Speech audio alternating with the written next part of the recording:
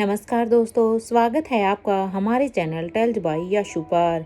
यहाँ पर आपको मिलेंगी रोचक और सस्पेंसफुल कहानियाँ। अगर आपको यहाँ पर हमारी कहानियाँ पसंद आती हैं तो कृपया करके आप हमारी वीडियोस को लाइक करें, इसको अपने दोस्तों को साथ शेयर करें और साथ के साथ अपना कमेंट करना ना भूलें। अगर आप इस चैनल पर नए हैं तो कृपया करके इसे सब्सक्राइब भी करें।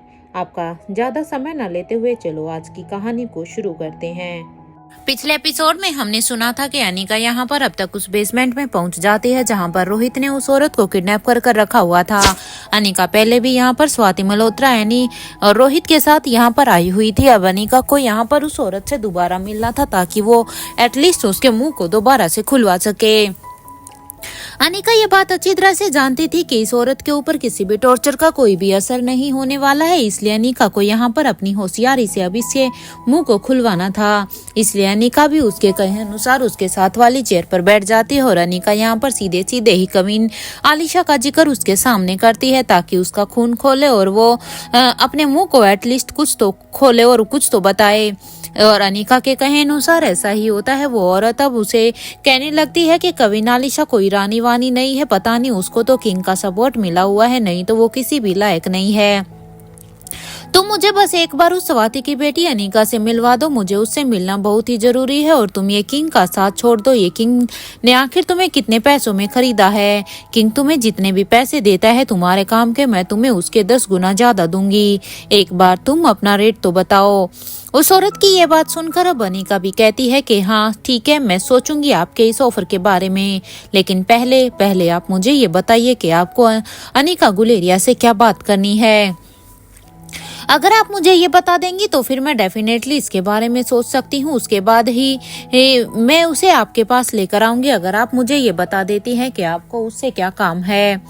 ब्लैक कैट की ये बात सुनकर अब वो औरत कहती है, मैं सिर्फ स्वाति मल्होत्रा की बेटी को ही ये सब बता सकती हूँ। तुम उसे कहो कि वो मुझसे आके ही मिले, क्योंकि ये बात सिर्फ मैं उसी से ही शेयर कर सकती हूँ। उसका खून उसे पुकार रहा है, उसको मिलते समय ये बोलना सिर्फ वही नहीं जो उसे सिर्फ एक वही है जो उन लोगों को बचा सकती है। मुझे पूरी तरह से विश्वास है, इसलिए मेरा अनिका से मिलना बहुत ही जरूरी है। अपनी बात को आगे बढ़ाते हुए वो औरत कहती है कि तुम समझ रही हो ना कि मैं तुमसे क्या कहना चाहती हूँ। प्लीज मेरी बात को समझने की कोशिश करो, मेरा उससे मिलना बहुत ही जरूरी है। उस औरत की ये सारी बातें सुनकर अब अनिका उसे कहती है, पहले आप मुझे बताइए, इसके बाद ही मैं आपकी कोई बात मान सकती हूँ। क्योंकि अगर आप साथ चाहती हैं कि आप अनिका से मिलें और वो आपकी कोई भी हेल्प करें तो उसके लिए आपको सबसे पहले मुझे सब कुछ बताना होगा। अनिका की ये बात सुनकर अब वो औरत कहती है कि उसे जाकर कहो कि मैं उसे कुछ बताना चाहती हूँ तो वो झट से मेरे पास आ जाएगी, और तुम लोग भी उसे मुझसे मिलने देना, ये मेरी रिक्वेस्ट है। जो भी जानना है उसके लिए जानना बहुत ही जरूरत है। मैं उसे ऐसी ऐसी बातें बताना चाहती हूँ जो उसे बिल्कुल भी पता नहीं है। अरे उसे नहीं पता है कि उसकी माँ के साथ क्या हुआ था। अरे वो तो मैं ही थी जिसने स्वाति मल्होत्रा का उस समय पर साथ दिया था, वरना वो किंग से बचना तो उसके लिए बहुत ही मुश्किल हो गया था, क्योंकि उस समय उसकी हालत ही कुछ ऐसी थी। तुम तो ये जानते ही हो ना कि वो किंग कैसा था।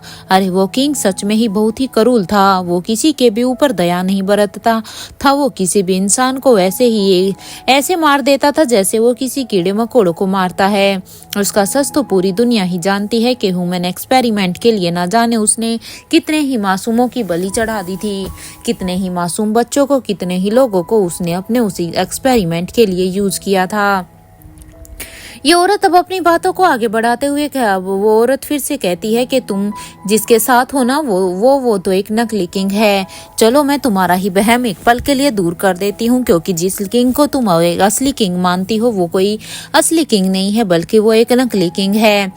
ये औरत यहाँ से बड़ी ही आसानी से अब अनिका को मैनिपुलेट करने की कोशिश करती है। अनिका को मैनिपुलेट करते हुए वो औरत फिर से आगे कहती है, तुम मेरा साथ दो और मुझे यहाँ से बाहर निकलने में मेरी मदद करो, क्योंकि अब तुम ही हो जो मुझे यहाँ से बाहर निकाल सकती हो। मुझे काफी साल यहाँ पर हो गए हैं। उस औरत की ये बात सुनकर अब अनिका कहती है कि जब तक आप मुझे किंग का सच पूरी तरह से नहीं बता देती, मैं आपकी कोई भी मदद करने में असमर्थ हूँ।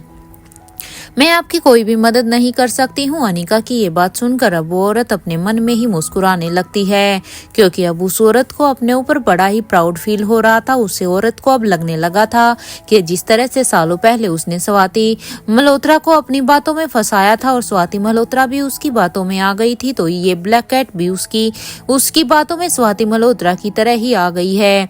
अब उसे अपने मैनिपुलेशन क्वालिटीज के ऊपर बड़ी ही प्राउड फील हो रहा था। वो अंदर ही अंदर बड़ी ही खुश हो रही थी कि उसने यहाँ पर बैठे बैठे हुए भी अभी से अपनी तरफ कर लिया है। अब अपनी बात को आगे बढ़ाते हुए वो औरत फिर से कहती है कि ठीक है, मैं तुम्हें सब कुछ सच बता देती हूँ। ये कहते ही वो औरत अब अनिका से कहती है कि ये 1 सालों पुरानी बात है, कम से कम 30 साल पहले की। किंग ने खतरनाक ऑर्गेनाइजेशन को एस्टेब्लिश किया था। उस ऑर्गेनाइजेशन में दुनिया भर के डॉक्टर और स्टूडेंट्स काम करते थे, क्योंकि किंग ने वहां पर उस ऑर्गेनाइजेशन में दुनिया के सबसे फेमस डॉक्टर और साइंटिस्ट को उसमें शामिल किया था, जिसमें से एक स्वाति मल्होत्रा भी थी। क्योंकि सच में स्वाति मल्होत्रा का कोई भी जवाब नहीं था, इसलिए किंग ने भी स्वाति मल्होत्रा को वो उसमें शामिल किया था। किंग के लिए हुए हर एग्जाम में स्वाति मल्होत्रा ने अच्छी तरह से हर एक पड़ाव को पार कर लिया था, क्योंकि किंग ने वहां पर मौजूद सभी डॉक्टर्स और साइंटिस्ट के बार बार टेस्ट लिए थे, जिसमें स्वाति मल्होत्रा सबसे आगे थी। इसलिए सिर्फ एक वही ही थी जिसे खुद किंग ने पर्सनली अपने लिए ट्रेंड किया था, और वो उसे ट्रेंड करते थे। किंग ने उसे हर एक एक्सपेरिमेंट में, हर एक फाइट में उसे हर सब कुछ उसे सिखाया था। अब अपनी बात को आगे बढ़ाते हुए अब वो औरत कहती है, ठीक इसी तरह दिन बीतते चले गए थे। उसके बाद स्वाति मल्होत्रा ने अब पावर ड्रग का आविष्कार किया था, क्योंकि स्वाति मल्होत्रा ही थी जिसने एक पावर ड्रग बनाया था, क्योंकि किंग ने उसे कहा था कि उसे इंसानियत के लिए कुछ करना होगा। लोगों के बारे में, लोगों की भलाई के बारे में सोच के स्वाति मल्होत्रा इस पावर ड्रग को बनाने के लिए लग गई थी, क्योंकि स्वाति मल्होत्रा अपनी एजुकेशन के साथ, अपनी क्वालिटीज के साथ, अपनी एबिलिटी के साथ वो लोगों की भलाई करना चाहती थी। लेकिन उस बिचारी के साथ तो बहुत ही गलत ही हुआ। वो नहीं जानती थी कि किंग ने उसके लिए कितना ही बड़ा एक ट्रैप बिछाया हुआ था। किंग ने स्वाति के लिए ये ट्रैप पहले ही बिछा दिया था, क्योंकि वो बस स्वाति मल्होत्रा से ये ड्रग ही बनवाना चाहते थे।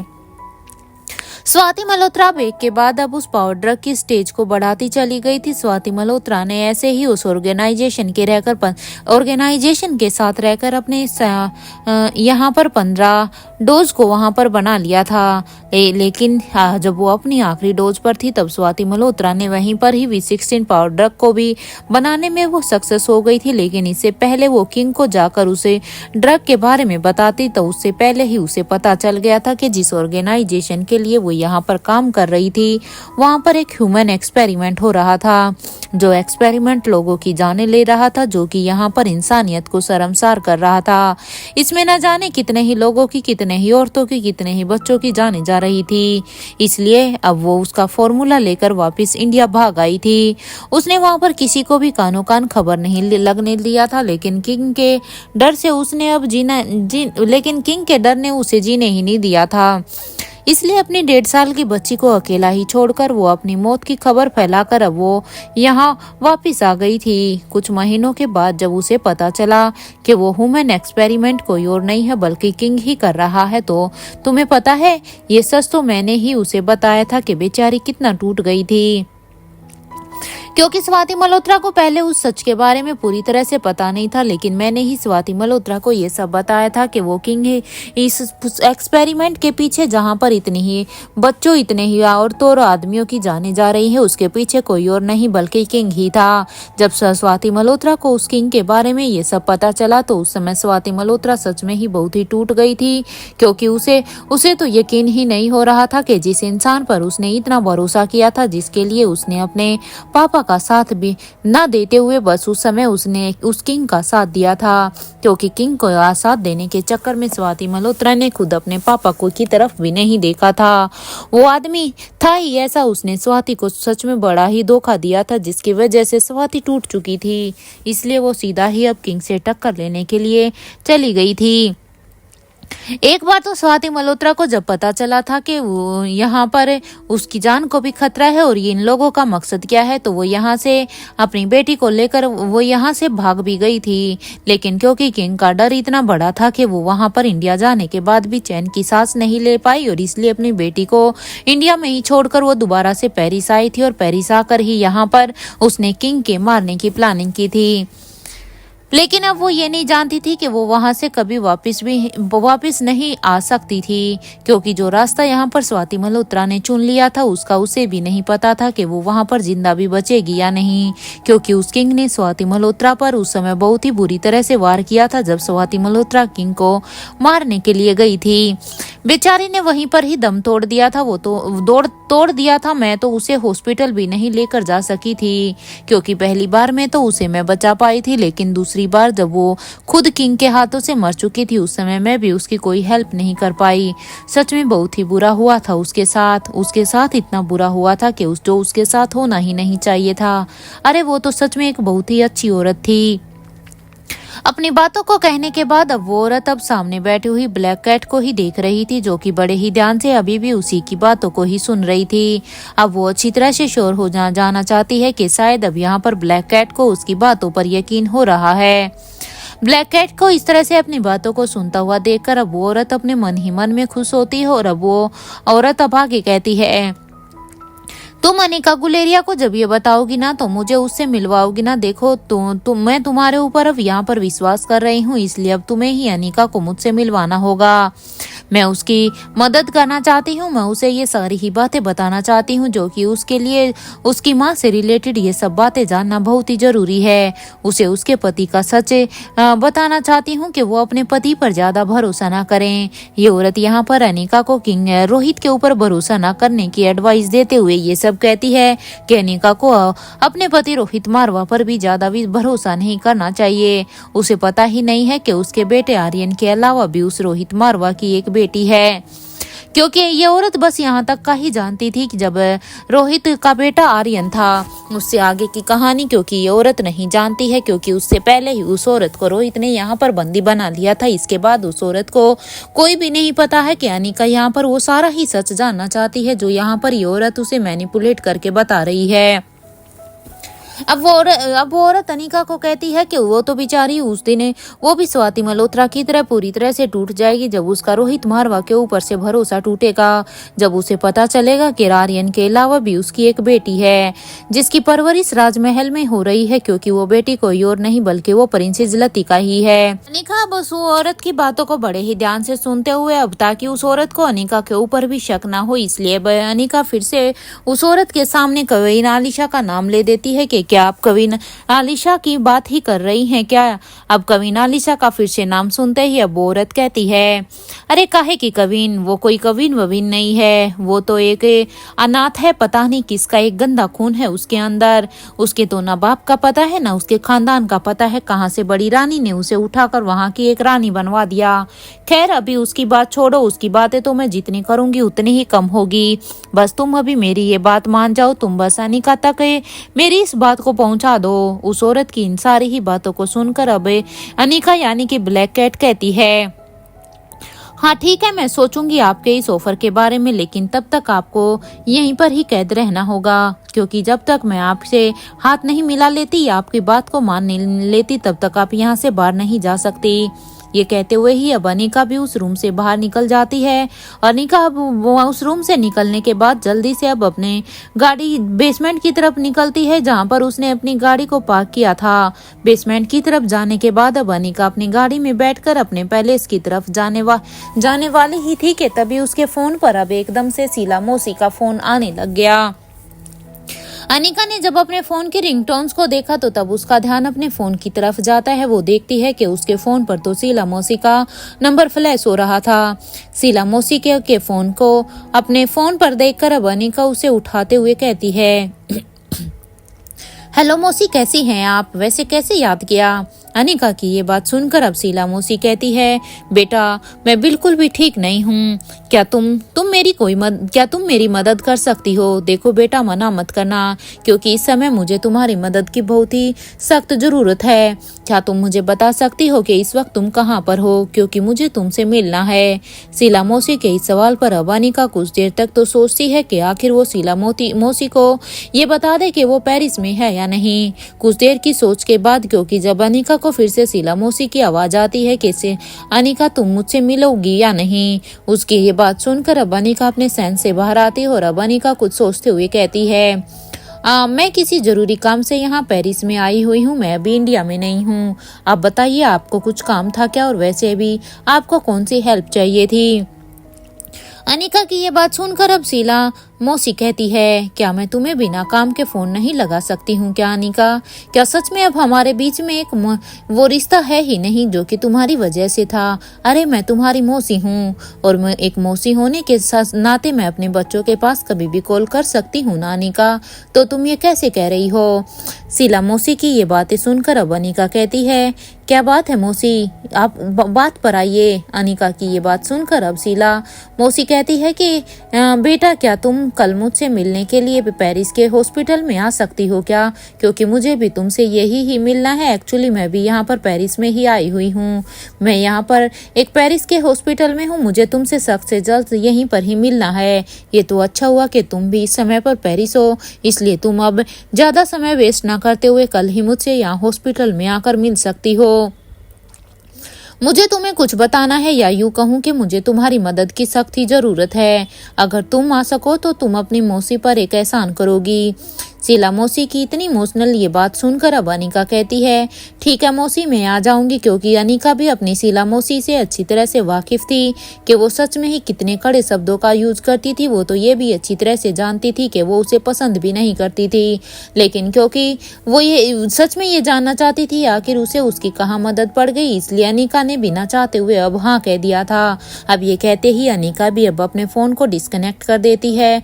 वहीं दूसरी तरफ अब तक शीला भी यही सोचती है कि अब उसे इस V16 पाउडर के राज को जानने से कोई भी नहीं रोक सकता, क्योंकि बस एक बार अनिका यहाँ पर मेरे सामने आ जाए, उसके बाद तो फिर मैं अनिका के मुंह से उस V16 पाउडर तक पहुंची जाऊंगी। ये सोचते हुए ही अब शीला के चेहरे पर एक डेविल समाइल आ जाती है।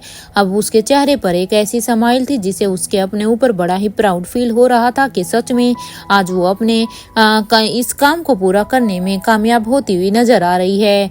और फिर वो अपने सामने रखे हुए अब उस विलेज के मैप को देखती है। शीला बड़े प्राउडली ही उस मैप की तरफ जाकर देखती है। वो सोचती है कि इस गांव के दूसरे हिस्से में तो एक बहुत ही बड़ी रिवर बनी हुई है, उसके लिए तो हमें कुछ बेहतरीन वाटर फाइटर चाहिए होंगे जो कि यहाँ पर उनकी मदद कर सके।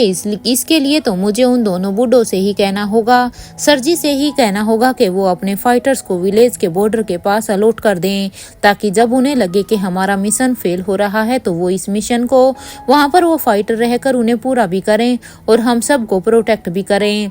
और इतना ही नहीं, मैं भी जानती हूँ कि सर जी के उन फाइटर्स का जवाब और कोई नहीं दे सकता। उन लोगों के उन फाइटर्स का जवाब सिर्फ एक ही थी, जो कि मेरी बहन थी स्वाति मल्होत्रा, और वो तो अब मर ही चुकी है। तो अब इस गांव को बर्बाद होने से कौन ही बचाएगा, क्योंकि उन फाइटर की स्किल्स ऐसी है कि उससे बस स्वाति मल्होत्रा ही लड़ना जानती थी और कोई भी नहीं। इसलिए अगर वो फाइटर जब यहाँ पर उन्हें प्रोटेक्शन देने के लिए अगर इस विलेज में होंगे तो उस समय अब इनका हारना बिल्कुल भी नामुमकिन है, क्योंकि वो हर हाल में अब जीत ही जाएंगे, क्योंकि उनसे फाइट करने वाला कोई नहीं होगा। मैं सोच रही हूँ कि क्यों ना इस वायरस को गांव के लोगों में ना डालकर मैं अब इसे सीधा ही इस रिवर में ही डाल दूँ। सिर्फ ये एक गांव ही नहीं बल्कि फिर इससे पूरा का पूरा फ्रांस ही इस वायरस के लपेटे में आ जाएगा। ये कहते हुए ही शीला अब अपने दिमागी सोच पर हंसने लग जाती है, क्योंकि उसने एक इतना खतरनाक प्लान बना दिया था जिससे शायद वो किसी को भी बचने देना नहीं जानती थी। और अब वो यही सोचती है कि काश वो भी आज यहाँ पर हमारे साथ होती। और वैसे भी अनिका से बात करते वक्त लग ही नहीं रहा था कि उसे रोहित के बारे में सच में कुछ भी पता है, क्योंकि अनिका से बात करते हुए मुझे ऐसा लग रहा था जैसे अनिका बहुत ही नॉर्मल बात कर रही है। शायद अनिका को अब तक रोहित के बारे में कोई भी खबर नहीं मिली है। अगर अनिका को रोहित के बारे में खबर मिली होती तो इस समय अनिका बिल्कुल टूट चुकी होती। आज हमारी किस्मत ने सच में हमारा पूरी तरह से साथ दिया था। अगर हमारी किस्मत हमारा साथ नहीं देती तो आज हम अपने इस मिशन के इतने पास नहीं होते और हम एक इतने बड़े कांटे को अपने इस मिशन से नहीं हटा पाते। और मुझे और दमयंती को वो रोहित मारवा दिख गया, बेचारा बेमौत मारा गया। आज सच में हमारा दिन कितना ही अच्छा था कि अचानक से ही रोहित हमें मिल गया और वो हमारे हाथों अब मौत के घाट उतर गया। और उसके साथ वो औरत कौन थी? शीला मौसी अभी यहाँ पर उस औरत के बारे में सोचने लग जाती है, क्योंकि ये औरत कोई नहीं बल्कि रेखा मौसी थी। दरअसल बात ऐसी है कि जब रोहित रेखा मौसी को लेकर अपने महल की तरफ जा रहा था तब उसकी मुलाकात वहाँ पर शीला और दमयंती से होती है। शीला और दमयंती को रोहित दिख जाता है, जिसकी वजह से वो अपने प्लान को अंजाम देते हैं। खैर जो भी हो, मैंने तो राजीव गुलेरिया और अक्षय वर्मा दोनों का ही अब बदला उस रोहित मारवा से पूरा ले लिया है, क्योंकि राजीव गुलेरिया और अक्षय वर्मा दोनों ही रोहित की मौत ही तो चाहते थे। मुझे माफ कर देना अनिका, लेकिन मैं क्या ही करती, मैं भी मजबूर हूँ। और देखो ना, मैंने उसे तुम्हारी माँ के पास ही भेज दिया है, क्योंकि सालों पहले तुम्हारी माँ भी उस भगवान के पास चली गई थी और आज मैंने तुम्हारे पति को भी तो उस भगवान के पास भेज दिया है। और कुछ ही दिनों के बाद तो खुद अनिका भी अब वहाँ पर ही चली जाएगी, क्योंकि अब वो समय बहुत ही नजदीक है जब मैं तुम्हें तुम्हारे पति रोहित मारवा के पास भेज दूंगी। अब फिर तुम तीनों ही बैठ कर ऊपर हम सब के लिए प्लानिंग करना। ये कहते हुए ही अब शीला अब जोर जोर से हंसने लगती है, क्योंकि शीला ने आज जो किया था अपने उस किए हुए पर उसे अब ऐसा लग रहा था जैसे उसने न जाने कितना ही बड़ा काम कर दिया हो। कि तभी शीला अब अपने इन्हीं ख्यालों में ही अपनी इन्हीं प्लानिंग के साथ ही हंस रही थी। तभी उसे एहसास होता है कि कोई उसके दरवाजे को अब जोर जोर से नॉक कर रहा है। उस दरवाजे को इतनी जोर जोर से पीटने की आवाज को सुनकर अब शीला बिल्कुल ही एकदम से ही इरिटेट हो जाती है और अब वो गुस्से से तिमतिमाते हुए अपनी जगह से उठती है और अब वो अपने रूम के दरवाजे को खोलने के लिए उसके पास जाती है। जैसे ही शीला यहाँ पर दरवाजा खोलती है तो दरवाजा खोलते हुए वो कहती है कि ये क्या हरकत है। शीला को ऐसे देखकर अब सामने दमयंती कहती है, मुझे लतिका चाहिए, क्योंकि यहाँ पर शीला के कमरे को खटखट बजाने वाला कोई और नहीं बल्कि दमयंती ही थी। दमयंती यहाँ पर आकर अब सीधे ही शीला से कहती है कि मुझे अपनी बेटी की बेटी लतिका चाहिए, हर हाल में मुझे वो चाहिए। वो मेरी बेटी की आखिरी निशानी है, इसलिए मुझे जल्द से जल्द उसे राजमहल से निकालना होगा। दमयंती की ये बात सुनकर अब शीला कहती है कि इसमें मैं क्या करूं, और वैसे भी तुम्हारी किस्मत अच्छी थी कि रोहित के फोन पर उसके भाई का फोन आया हुआ था, वरना तुम्हें ये सच कभी भी पता नहीं चलता, क्योंकि उस रोहित मारवा ने तो हमें कुछ बताया ही नहीं था।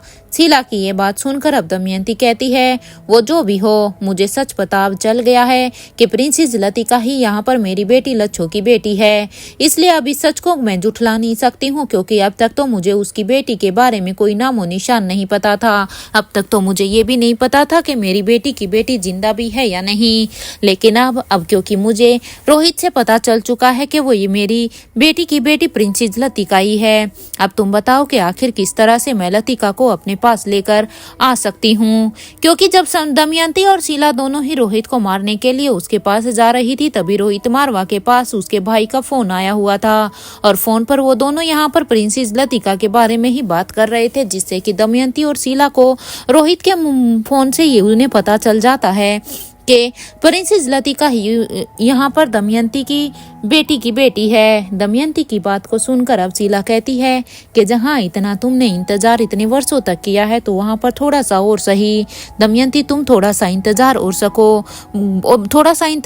करो और तुम्हें जल्द ही तुम उस लतिका तक पहुँच जाओगी।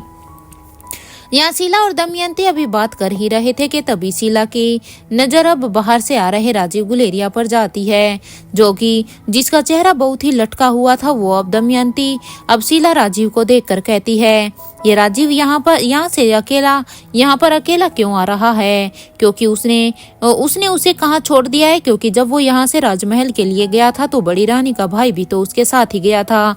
तो आज बड़ी रानी का भाई यहाँ पर क्यों नहीं आया है, क्योंकि इसे भी तो अच्छी तरह से पता है ना कि हमें इस मिशन में अब हम सबको मिलकर काम करना है।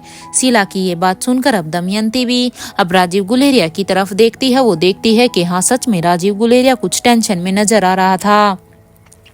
राजीव गुलेरिया को ऐसे टेंशन में आता हुआ देखकर अब वो दोनों भी अब राजीव गुलेरिया के पास जाने लगती है। राजीव गुलेरिया के पास जाने के बाद अब शीला राजीव को आवाज देते हुए कहती है, रुको राजीव, एक गुड न्यूज है। शीला की आवाज को सुनकर जो राजीव उन्हें देखते हुए उनके साइड से निकलने की कोशिश कर रहा था, तभी राजीव अपनी जगह पर ही रुककर हैरानी से अब शीला को देखते हुए कहता है, आज का दिन बहुत ही बुरा था। पता नहीं आखिर इतनी बुरी हालत उसकी किसने की है कि मुझे उसे मेडिकल फ्लोर पर ही छोड़कर आना पड़ा। राजीव गुलेरिया अब यहाँ पर शीला के सामने अब बड़ी रानी के भाई के साथ हुए हादसे के बारे में बताता है। वो उसे कहता है कि कैसे उसी के कमरे में ही उसी ने उसे किसी को बिल्कुल ही लहूलुहान कर मरा हुआ के बराबर छोड़ दिया था। अब वो कहता है कि बड़ी रानी के भाई को वो वहाँ पर उन्हीं के ही मेडिकल रूम में छोड़ कर आया है।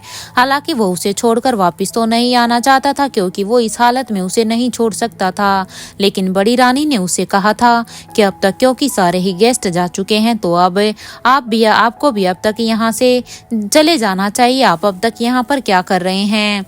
ये आपकी सेफ्टी के लिए सही नहीं है। राजीव गुलेरिया की अब ये बात सुनकर तो अब शीला एकदम से ही कहती है, कहीं उसे हर साल वाली हरकत इस साल भी तो रिपीट नहीं करती ना। शीला की ये बात सुनकर अब राजीव गुलेरिया हाँ में सिर हिला देता है और कहता है कि हाँ, उसने इस साल भी सेम वैसा ही किया है। और वो कहता है, मुझे नहीं लगता कि ये काम कभी नालिशा का हो सकता है। अगर वो होती ना तो वो ये काम बहुत पहले ही कर चुकी होती। शीला, क्योंकि ये काम तो यहाँ पर बड़ी रानी के भाई हर साल ही करते हैं। वो हर साल ही उसे इतनी कड़ू कड़ू बातें कहते हैं। अगर उसे ऐसा करना होता तो वो न जाने कितने ही सालों पहले उसके साथ ही ऐसा हाल कर चुकी होती। इतने सालों तक वो उसे बर्दाश्त नहीं करने वाली थी। मुझे तो नहीं लगता कि ये कभी नालिशा का काम हो सकता है। जरूर किसी और ने ही उसका ये हाल किया है। राजीव गुलेरिया की ये सारी बातें सुनकर अब शीला कहती है, चलो खैर छोड़ो, वैसे भी है वहाँ पर अगर मेडिकल रूम में है तो वो जल्द ही ठीक हो जाएंगे।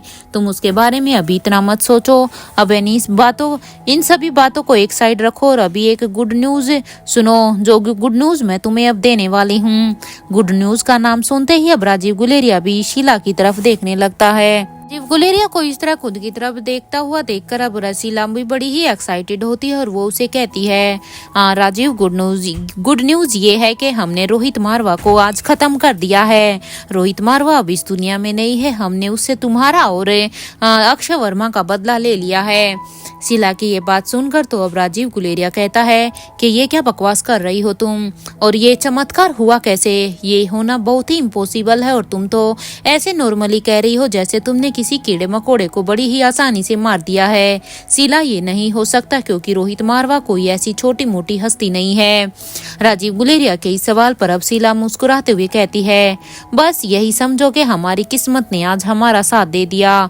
शीला की बात खत्म होते ही अब दमयंती ने भी राजीव गुलेरिया से कहा कि राजीव, प्लीज मुझे लतिका को मेरे पास ले आओ, क्योंकि तुम्हारा तो आना जाना उस राजमहल में होता ही रहता है।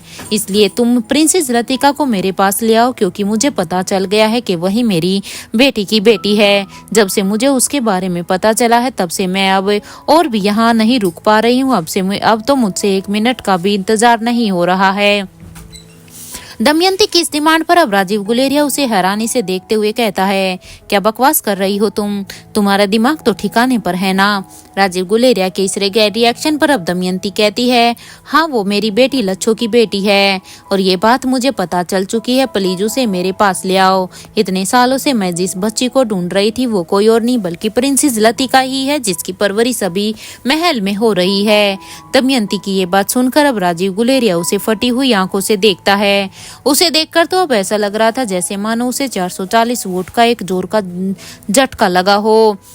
उसे ऐसा लग रहा था जैसे उसकी बॉडी में पूरी तरह से करंट ही करंट हो। वहीं दूसरी तरफ अब तक अनिका अपने पैलेस में पहुंच गई थी। गाड़ी को पार्क करने के बाद अब अनिका भी अब सीधे ही लैब में चली जाती है। जैसे ही अनिका अब लैब में जाती है, वहां जाकर वो देखती है कि एनी ने अब तक अपना काम पूरा कर दिया था। अब रोहित का क्लोन पूरी तरह से तैयार हो गया था। अनिका बैनी से कहती है, गुड जॉब बैनी, तुमने सच में ही बहुत ही अच्छा काम किया है। अब अनिका वहां पर रोहित के क्लोन को इंस्ट्रक्शन देने लगती है कि कल उसे कॉलेज में जाकर क्या करना है और कैसे करना है। अनिका चाहती तो ये काम खुद भी कर सकती थी, लेकिन वो जानती थी कि उसके दुश्मनों के पास सिर्फ एडवांस हथियार ही नहीं है, बल्कि वो केमिकल अटैक में भी माहिर हैं। उस क्लोन को सारे के सारे इंस्ट्रक्शन देने के बाद अब अनिका अब लैब से निकलकर अपने कमरे की तरफ जाने लगती है। वो जैसे ही अब अपने कमरे में पहुंचती है तो वो देखती है कि रोहित रूम में था ही नहीं। हालांकि अनिका ने रोहित को वहां पर राजमहल में ही आने के लिए कह दिया था, लेकिन अनिका अभी भी हैरान थी कि रोहित अभी तक यहाँ पर पहुंचा क्यों नहीं था। अनिका फिर यही सोचती है कि शायद वो किसी काम में बिजी हो गया होगा, इसलिए शायद अब तक कमरे में नहीं आया होगा। अब अनिका अपने पूरे ही कमरे में देखती है और अब उसे बेड पर रखा हुआ एक लेटर दिखाई देता है। अनिका अब उस लेटर को उठाती है और उसे पढ़ने लगती है, जिसमें साफ साफ शब्दों में लिखा हुआ था कि अनिका, इंपीरियल ग्रुप के हेडक्वार्टर में कुछ प्रॉब्लम आ गई है, तो मैं कुछ दिनों तक अपने पैलेस में ही रहूंगा।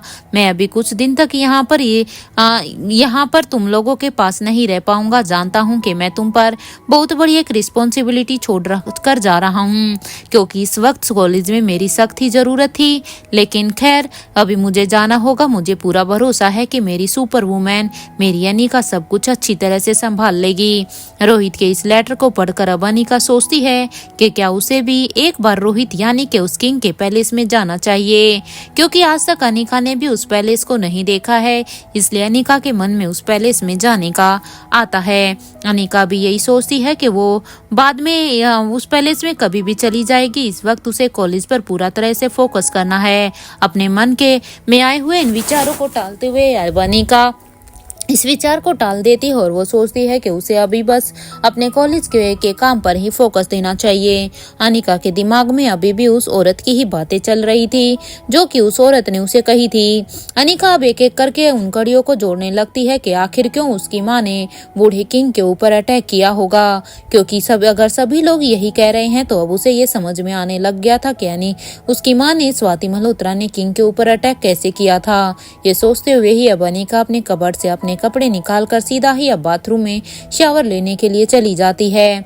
कुछ ही देर के बाद जब अनिका शावर लेकर वापस आती है तो अब वो अपने बालों को सुखाते हुए इसी सोच में ही थी कि अगर वो अपनी माँ और बूढ़े किंग से सच में अगर उस औरत से मिलने से पहले नहीं मिली होती और अगर रोहित उसका पति नहीं होता तो शायद अनिका भी उसकी बातों में आ जाती। सच में ये औरत लोगों को मैनिपुलेट करना, उन्हें अपनी बातों में बहलाना अच्छी तरह से जानती है।